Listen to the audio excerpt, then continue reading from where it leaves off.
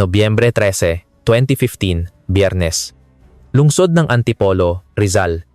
Kahit pasado alas 10 na ng gabi, may isang taong hindi pa umuuwi. Isang babae na gabi-gabing tumatakbo sa likurang kalsada ng kanilang subdivision. Isang bituin sa home TV shopping na hinahangaan ng libu-libong manonood sa ilalim ng matitingkad na ilaw, ang bigla na lang naglaho. 12 oras ang lumipas bago ito inireport ng kanyang asawa at walang makitang anumang bakas ang mga pulis.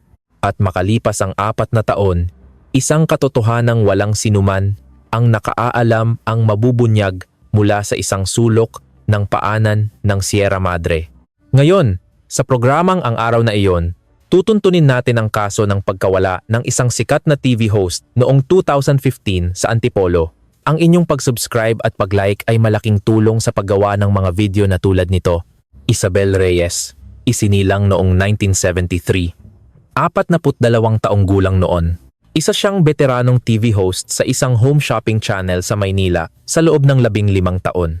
Isang ace sa kumpanya na kumikita ng higit sa 5 milyong piso kada taon. Sa telebisyon, siya ay laging masayahin at puno ng buhay. Bihasa sa pagsasalita at may palakaibigang ngiti, madali niyang nakukuha ang loob ng mga manonood. Sinasabing kapag siya ang nagbebenta ng produkto, siguradong bibilhin ito dahil sa tiwala ng mga tao. Ngunit sa pagpatay ng kamera at pagkawala ng mga ilaw, ang kanyang buhay ay ibang-iba. Si Isabel ay isang ina at asawa sa loob ng 18 taon. Ang kanyang asawa, si Marco Santos, 45 taong gulang noon. At ang kanilang anak na grade 7, si Miguel. Ang pamilya ay nakatira sa isang bahay sa isang pribadong subdibisyon sa Antipolo. Ang lugar na ito, na malapit sa paanan ng Sierra Madre, ay tahimik at payapa. Mainam itong tirahan para sa mga may kayang pamilya dahil malapit pa rin ito sa Metro Manila habang abot kamay ang kalikasan. Ang bahay ni Isabel ay isang 2 palapag na tahanan na halos 20 taon na. Hindi ito marangya, ngunit ito ang bunga ng 11 taon niyang pagsusumikap. Iilan lamang ang nakaalam kung gaano karaming live broadcast ang kanyang ginawa para lamang mabili ang bahay na iyon. Ngunit may malaking problema ang pamilyang ito. Ang asawang si Marco ay 3 taon nang walang trabaho matapos magsara ang maliit na kumpanyang pinapasukan niya. Sa edad na 45, mahirap nang makahanap ng bagong trabaho at hindi rin naman siya masigasig sa paghahanap. Umaasa siya sa perang kinikita ng asawa. Nakapangalan pa kay Isabel ang isang imported na SUV na siya ang laging gumagamit. Si Isabel din ang nagbabayad ng buwanang hulog. At kamakailan lang, ipinipilit niyang isangla ang kanilang bahay para makapag-utang sa bangko at magtayo ng franchise ng manukan.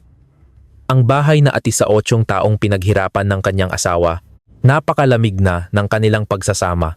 Si Isabel ay desidido ng makipaghiwalay. Noong Nobyembre 13, 2015, umalis si Isabel ng bahay gaya ng dati. Karaniwan siyang pumapasok ng alas 9 ng umaga dahil karamihan sa mga programa sa home shopping ay live, kailangang i-adjust ng mga host ang kanilang schedule. Sa araw na iyon, may 2 live broadcast si Isabel, isa sa alas 2 ng hapon at isa sa alas 7 ng gabi. Bago umalis, ipinaghanda niya ng almusal ang anak na si Miguel. Laging ganito ang kanyang gawain. Dahil mas huli pumasok sa eskwela ang kanyang anak. Anak, baka gabihin si mama. Kumain ka ng hapunan ha? Iyon ang huling habilin niya sa kanyang anak. Minaneho ni Isabel ang kanyang lumang kotseng Japanese sedan papunta sa trabaho. 2 ang kanilang sasakyan. Ang isa ay ang sedan na gamit ni Isabel at ang isa ay ang imported na SUV na nakapangalan sa kanya, ngunit si Marco ang palaging gumagamit. Mula Antipolo hanggang sa Quezon City, kung saan matatagpuan ang istasyon, halos 1 oras ang biyahe. Sa umaga, inilaan niya ang oras para sa rehearsal at pag-aaral ng produktong ibebenta. Ang trabaho ng isang TV host ay hindi lamang pagharap sa kamera, kailangan niyang kabisaduhin ang bawat detalye ng produkto at planuhin kung paano ito ipapakilala sa mga manonood. Kilala si Isabel sa pagiging masusi sa preparasyon. Alas 2 ng hapon, nagsimula ang unang live broadcast. Ang produkto, isang multifunction pressure cooker. Sa kanyang bihasang pamamaraan, ipinaliwanag niya ang mga benepisyo nito at hinikayat ang mga manonood na bumili. Nagpakitang gilas siya sa pagluluto gamit ito at in-announce ang mga diskwento sa tamang tiempo. Sa loob ng 1 oras, 80% ng stock ang naubos. Isang tagumpay na tatak Isabel Reyes talaga. Pagkatapos ng unang broadcast, may 4 na oras na pahinga si Isabel bago ang ikalawang broadcast ng alas 7 ng gabi. Karaniwan, ang mga host ay nagpapahinga sa lounge o naghahanda para sa susunod na programa. Ngunit sa araw na iyon, may napansin ang kanyang mga kasamahan. Ayon sa testimonya ng kanyang katrabahong si Ana Cruz, at 45 taong gulang, kitang-kita raw ang pagod sa mukha ni Isabel sa lounge. Si Ana ang pinakamalapit na kaibigan ni Isabel sa trabaho. "Ate, may problema ka ba?" "Ang putla mo," nag-aalalang tanong ni Ana. Sandaling nag-atubili si Isabel bago sumagot. "Medyo masakit lang ang ulo ko dahil sa mga problema sa bahay." "Okay lang ako." Pilit siyang ngumiti. Ngunit alam ni Ana na ilang buwan nang dumaranas ng matinding stress si Isabel dahil sa pamilya ng kanyang asawa. Naikwento na ito ni Isabel sa kanya noon. Ang pagiging walang trabaho ng asawa, ang walang katapusang pakikipagtalo sa biyenan, at ang pag-iisip niyang makipaghiwalay. Nakikita ni Ana ang lahat ng iyon sa mga mata ni Isabel. Alas 7 ng gabi, nagsimula ang ikalawang live broadcast ni Isabel. Ang produkto naman ay isang health supplement. Itinago niyang mabuti ang kanyang pagod at, gaya ng dati, naging masigla sa harap ng kamera. Isang tunay na propesyonal. Muli, naging matagumpay ang kanyang benta. Alas 8 ng gabi, pagkatapos ng programa, nagpaalam si Isabel sa kanyang mga kasamahan. "Una na ako." Ito ang huling beses na nakita siya ng mga katrabaho. Ang sasakyan ni Isabel ay lumabas ng parking lot ng kumpanya bandang 8:17 p.m. base sa logbook ng gardya. Mula Quezon City hanggang Antipolo, ang biyahe ay karaniwang umaabot ng 1 hanggang 1.5 oras. Walang CCTV sa entrance ng kanilang subdivision, kaya hindi matukoy ang eksaktong oras ng kanyang pag-uwi. Ngunit dahil ang kanyang kotse ay nakaparada sa garahe, malinaw na nakauwi siya ng ligtas. Tinatayang nakarating siya sa pagitan ng 9:30 p.m. at 10 p.m. May isang kaugalian si Isabel. Gabi-gabi, nagjo-jogging siya sa likurang kalsada ng kanilang subdivision na papunta sa paanan ng bundok. 30 minuto ng takbo para maibsan ang pagod sa buong araw. O marahil, para takasan sandali ang stress sa loob ng bahay. Ito ang tanging paraan niya para makahinga. Nang gabing iyon, gaya ng dati, nagpalit si Isabel ng jogging clothes.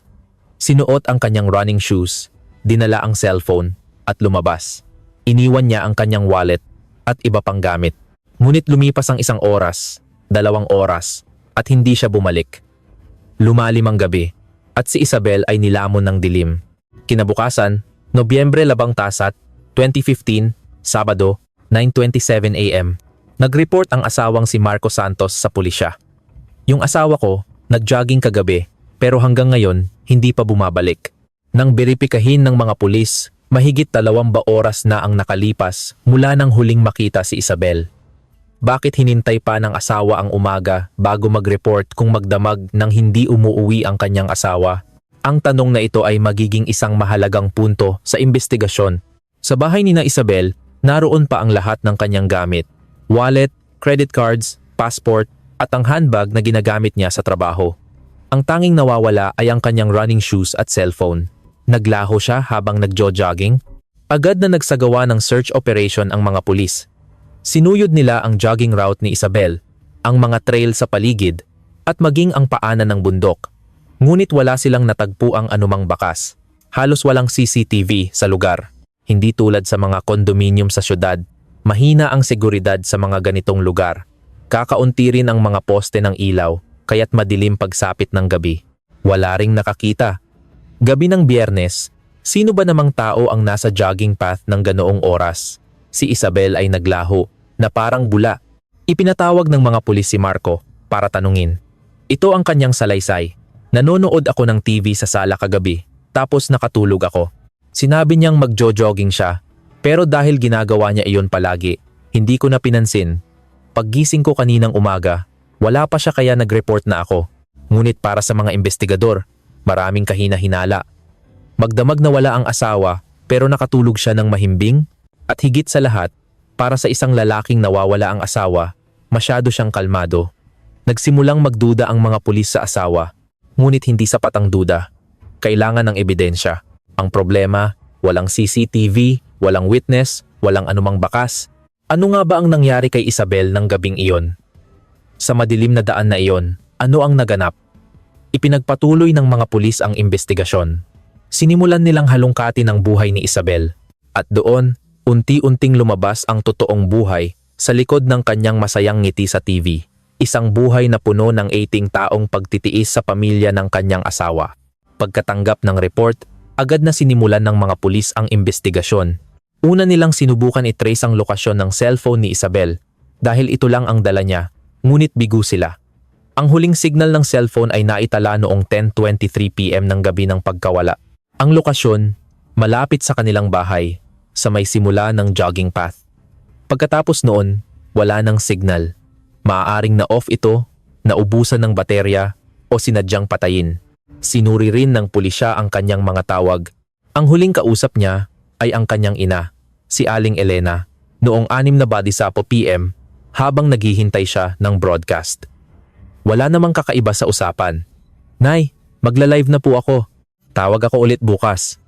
Iyon na pala ang huling pag-uusap nila. Walang anumang kahina-hinalang tawag o text na natanggap si Isabel. Ginalugad ng mga pulis ang bahay, ngunit walang nakitang kakaiba. Ang mga gamit ni Isabel ay nasa ayos. Kung kusa siyang umalis, hindi niya iiwan ang mga iyon. Ang tanging nawawala ay ang sapatos at cellphone. Sa kwarto, nakasabit pa ang damit na isinuot niya papasok sa trabaho. Malinaw na nakauwi si Isabel, nagpalit ng damit pang jogging, at doon na naglaho. Nag-deploy ang pulisya ng malaking team para maghanap sa jogging route. Isang tahimik na daan na ginagamit ng mga residente para mag-ehersisyo. May mga dumadaan sa umaga, ngunit pagsapit ng gabi, halos wala ng tao. Madilim din ang ilang bahagi nito. Sinuyod ng mga pulis ang buong ruta, pati na ang mga trail sa bundok. Ngunit wala silang nakita. Ginamit din nila ang mga K9 dogs. Pinaamoy sa aso ang damit ni Isabel at sinundan ang ruta. Ngunit huminto ang aso ilang daang metro mula sa bahay. Biglang nawala ang amoy, na para bang sa puntong iyon, bigla siyang kinuha o isinakay sa sasakyan. Ito ay maaaring mga hulugan ng dalawang bagay. Isinakay siya sa isang sasakyan, o may isang taong sadyang nagbura ng kanyang mga bakas.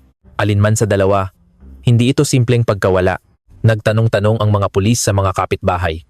Ngunit walang nakapansin ng kahit anong kakaiba. "Hindi po kami lumabas ng bahay ng ganoong oras." Sigaw, "Wala po akong narinig."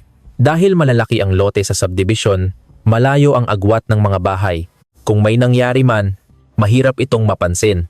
Wala ring nakuha sa mga CCTV sa mga kalapit na kalsada. Kung nawala siya sa jogging path, ibig sabihin ay hindi siya lumabas ng subdivision. Dumating ang mga kaanak ni Isabel. Ang kanyang ina, si Aling Elena, ay hindi mapakali at umiiyak na nakikiusap sa mga pulis. "Parang awa nyo na, hanapin nyo ang anak ko." Sa kabilang banda, ang biyena niyang si Soledad Santos ay tila naiinis pa. "Ano? May nakita na ba kayo? Mahahanap nyo ba siya ngayon?" At si Marco, ang asawa, ang pinakakakaiba. Para sa isang taong nawawala ang asawa, sobra siyang kalmado. Hindi siya aktibong nakikilahok sa paghahanap. Tila ba wala siyang pakialam. Dito na nagsimulang mag-focus ang mga pulis kay Marco. Ang kanyang alibi, ang relasyon nila bilang mag-asawa. Sabi niya, nasa bahay lang siya, nanonood ng TV, at nakatulog, ngunit walang makapagpapatunay nito. Ang anak nilang si Miguel ay nasa kanyang kwarto, naglalaro ng video games, at hindi raw alam kung ano ang ginagawa ng ama. Walang alibi si Marco. Sinuri ng pulisya ang black box ng SUV na ginagamit ni Marco. Ngunit walang record na umalis ang sasakyan ng gabing iyon. Gayunpaman, hindi nito pinapatunayan na inosente siya. Ayon sa mga kapitbahay at katrabaho, matagal nang may problema ang mag-asawa. Ilang araw bago siya mawala, may nakarinig na nag-aaway sila ng malakas. Kinumpirma rin ng mga kasamahan sa trabaho na matindi ang stress ni Isabel dahil sa pamilya ng asawa, lalo na nang ipilit ni Marco na isangla ang bahay para sa negosyong manukan. At ang pinakamatinding testimonya, nagbabalak na si Isabel na makipaghiwalay. Ayon kay Ana, gusto na daw niyang makipag-areglo para sa hiwalayan ate. Kaso, ayaw na ayaw daw ng biyenan niya. Sinasabi raw na sa anak niya talaga ang bahay na iyon. Ang bahay ay 18 taong pinaghirapan ni Isabel, ngunit nakapangalan ito sa asawa. Kung maghihiwalay sila, hahatiin ang ari-arian. para kay Marco at sa kanyang ina, hindi ito katanggap-tanggap. Nakatuon na ang investigasyon kay Marco. May motibo siya, pigilan ang hiwalayan at mapanatili ang yaman. Ngunit ang problema, walang ebidensya, walang CCTV, walang witness. Kailangan nila ng isang matibay na pruweba para mabaligtad ang kanyang testimonya. Paano nga ba ang naging buhay may asawa ni Isabel? Nag-usap ang mga pulis sa kanyang mga kaibigan at pamilya. Ang mga kwento nila ay nakagigimbal. Nagkakilala sina Isabel at Marco noong 1997. Si Isabel ay 24, si Marco ay 27. Bagong empleyado pa lang si Isabel sa home shopping company bilang office staff. Si Marco naman ay isang sales agent sa isang maliit na kumpanya. Gwapo at magaling magsalita si Marco. Nahulog ang loob ni Isabel sa kanya. Pagkatapos ng isang taon, nagpakasal sila. Dito nagsimula ang problema. Ang biyenan niyang si Soledad ay una pa lang hindi na gusto si Isabel. Tradisyonal at makaluma ang pag-iisip ni Soledad. Para sa kanya, ang isang manugang ay dapat magsilbi sa mga biyenan, alagaan ang asawa at mag-anak ng lalaki. Ngunit si Isabel ay may sariling trabaho at karera. Nang isilang ni Isabel si Miguel noong 1999, sa halip na matuwa, pinilit pa siya ng biyena na sundan agad ito.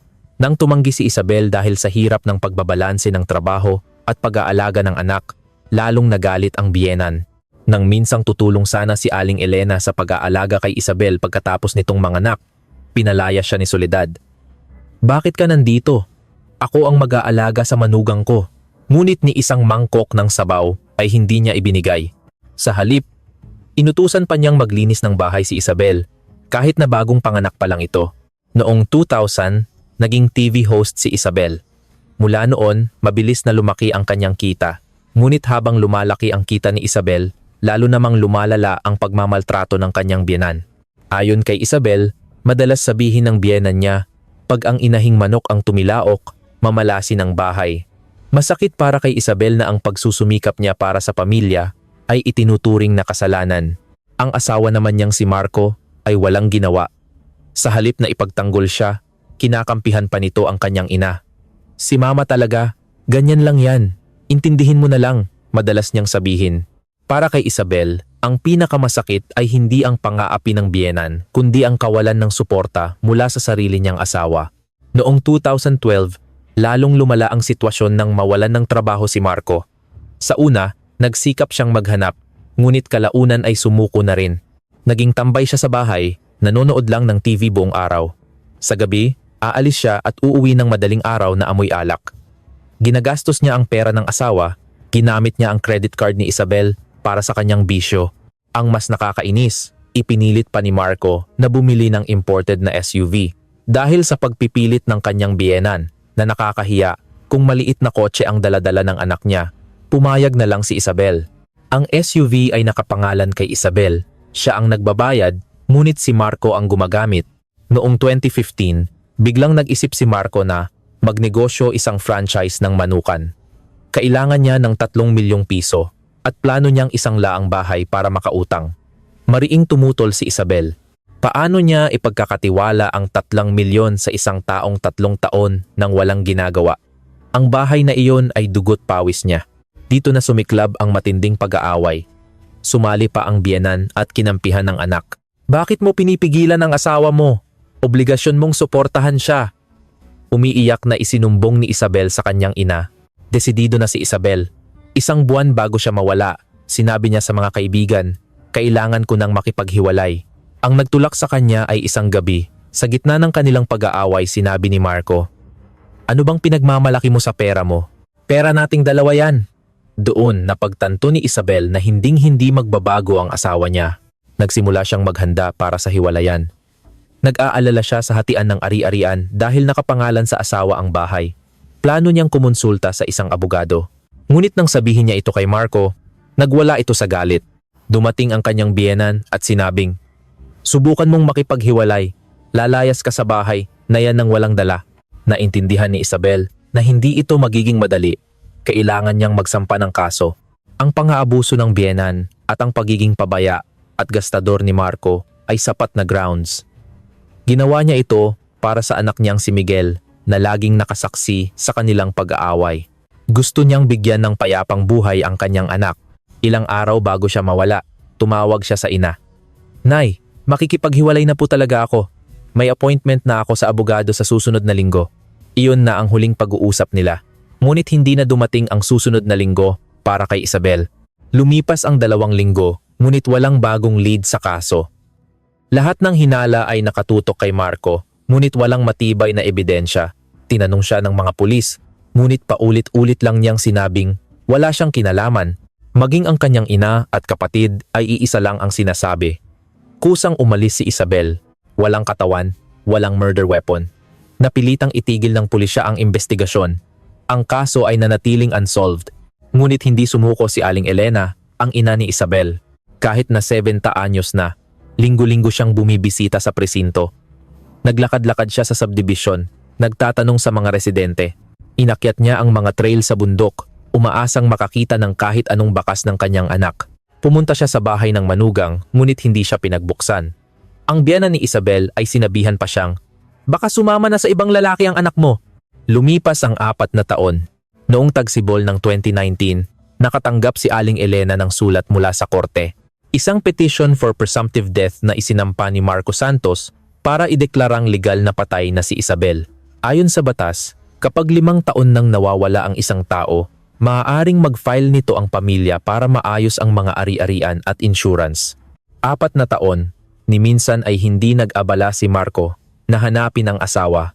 Ngunit ngayong papalapit na ang 5 taon, gusto na niya itong ideklarang patay. Alam na ni Aling Elena ang dahilan, ang pera.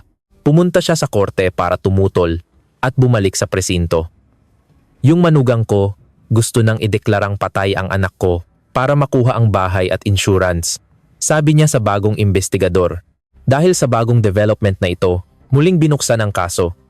Sa pagkakataong ito, sinuri nila ang daloy ng pera.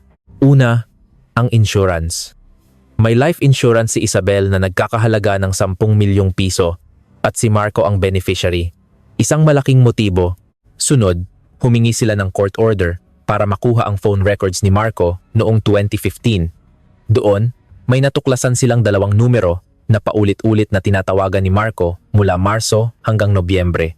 Ang isa ay landline ng isang massage parlor sa kalapit na bayan at ang isa ay cellphone number. Parehong nakapangalan sa isang tao, Cherry Villanueva, 35 taong gulang. Pinuntahan ng mga pulis ang massage parlor. Inamin ni Cherry na naging kasintahan niya si Marco noong 2015. Sinabi raw ni Marco na hihiwalayan na nito ang asawa. Tinanong ng pulis, "Naaalala mo ba ang gabi ng November 13, 2015? Namutla si Cherry. Ayon sa record, nag-usap sila ng gabing iyon ng 11:02 p.m. Ipinahiram mo ba ang kotse mo kay Marco ng gabing iyon? Tanong ng pulis. Isang puting sedan ang kotse ni Cherry. Umiling siya, ngunit hindi kumbinsido ang pulis. Noong unang investigasyon, ang 2 kotse lang sa bahay nila ang sinuri. Hindi nila naisip na may ikatlong sasakyan.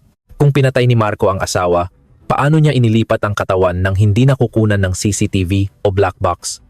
Kailangan niya ng ibang sasakyan. Ang sasakyan ng kanyang kabit. Kinuha ng mga pulis ang kotse ni Cherry para sa forensic examination. Pagkatapos ng 4 na taon, may nakita sila. Sa loob ng trunk, may mga bakas ng lupa na tumutugma sa lupa mula sa kabundukan ng Antipolo. At sa isang siwang, may nakitang kapirasong tela, isang uri ng material na karaniwang ginagamit sa sportswear. Muling ipinatawag si Cherry. Nang ipakita sa kanya ang ebidensya, bumigay na siya at umamin. Pinahiram ko po sa kanya ang kotse. May importante lang daw siyang pupuntahan. Ibinalik niya ng madaling araw, puro putik. Tinanong ko kung saan siya galing. Sabi niya sa bundok lang. Kalaunan, nalaman kong nawawala ang asawa niya. Natakot ako. Pinagbantaan niya ako na idadamay niya ako kapag nagsalita ako. Ipinahiram niya ang kotse bandang hating gabi at ibinalik ng alas 4 ng madaling araw, 4 na oras. Kinabukasan, inaresto si Marco Santos sa bahay na 11 taong pinaghirapan ni Isabel.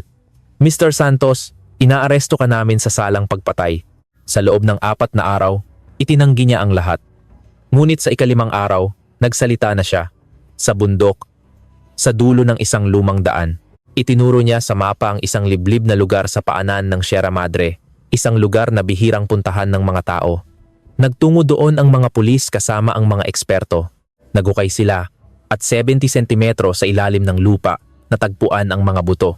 Kinumpirma ng DNA test na iyon nga ang mga labi ni Isabel Reyes. Ang sanhi ng kamatayan, sakal. Ikinuwento ni Marco ang nangyari. Inabangan niya si Isabel sa madilim na bahagi ng jogging path. Nagtalo sila tungkol sa hiwalayan. Sinabi ni Isabel na may appointment na siya sa abogado. Alam ni Marco na mawawala sa kanya ang lahat, ngunit naalala niya ang 10 milyong pisong insurance. Bigla na lang nangyari, sabi niya. Sinakal niya si Isabel hanggang sa malagutan ito ng hininga. Itinago niya ang bangkay sa damuhan, umuwi na parang walang nangyari at hiniram ang kotse ni Cherry. Binalikan niya ang bangkay, isinilid sa trunk at dinala sa liblib na lugar kung saan niya ito ibinaon. Noong taglagas ng 2019, nilitis si Marco Santos. Idiniin niyang crime of passion lang iyon. Ngunit para sa taga-usig, ito ay planado. Alam niya ang oras at ruta ng pagjo-jogging ng asawa at ginamit niya ang kotse ng kabit para itago ang ebidensya. Noong Pebrero 2020, hinatulan siya ng korte. Ang akusado ay nabuhay sa loob ng 18 taon dahil sa pagsasakripisyo ng biktima. Ngunit sa halip na magpasalamat, pang-aabuso ang isinukli niya. Nang magdesisyon ang biktima na makipaghiwalay, pinatay niya ito dahil sa takot na mawalan ng yaman. At sa loob ng 4 na taon, namuhay siya na parang walang kasalanan, nagtangkang kunin pati ang insurance. Ito ay isang gawaing hindi katanggap-tanggap. Hinatulan si Marco Santos ng 20 taong pagkakakulong. Ang kanyang ina na si Soledad ay hindi kinasuhan. Ngunit sa korte, sinisisi pa rin niya ang kanyang manugang. Ang kabit na si Cherry ay sinentensyahan ng probation para sa pagtulong sa pagtago ng krimen. Ang bahay na pinag-awayan. Pagka-aresto kay Marco, na-foreclose din ito ng bangko dahil sa utang na ginamit niya sa nabigong negosyong manukan. Ang bahay na ipinaglaban ni Isabel hanggang kamatayan ay nawala rin sa loob lang ng ilang taon. Ang anak nilang si Miguel, na 70 na, ay piniling manirahan sa kanyang lola, si Aling Elena. Isang araw, habang nililigpit ang mga gamit ng ina, nakita niya ang isang diary. Sa huling pahina, nakasulat, "Kapag nakaalis na kami sa bahay na ito, siguro magiging masaya na si Miguel." Humagulgol si Miguel nang mabasa ito. Si Isabel Reyes, ang bituin sa TV. Sa likod ng kanyang mga ngiti ay ang 25 taong pagtitiis sa mapang-abusong pamilya ng asawa. Ang tanging pangarap niya ay isang simpleng buhay kasama ang kanyang anak gamit ang perang pinaghirapan niya. Isang pangarap na walang awang pinutol sa madilim na gabi sa Antipolo. Ang kasong ito ay nag-iiwan ng maraming tanong sa ating lipunan. Tungkol sa pang-aabusong pinansyal sa loob ng pamilya. Tungkol sa mga taong umaasa sa iba, ngunit sila pa ang nag-iisip na sila ang biktima. Ito ay isang paalala na minsan, ang taong pinakamalapit sa atin ang maaaring maging pinakadelikado. Naway wala nang maging susunod na Isabel Reyes. Hanggang sa muli, ito ang araw na iyon. Salamat sa panonood.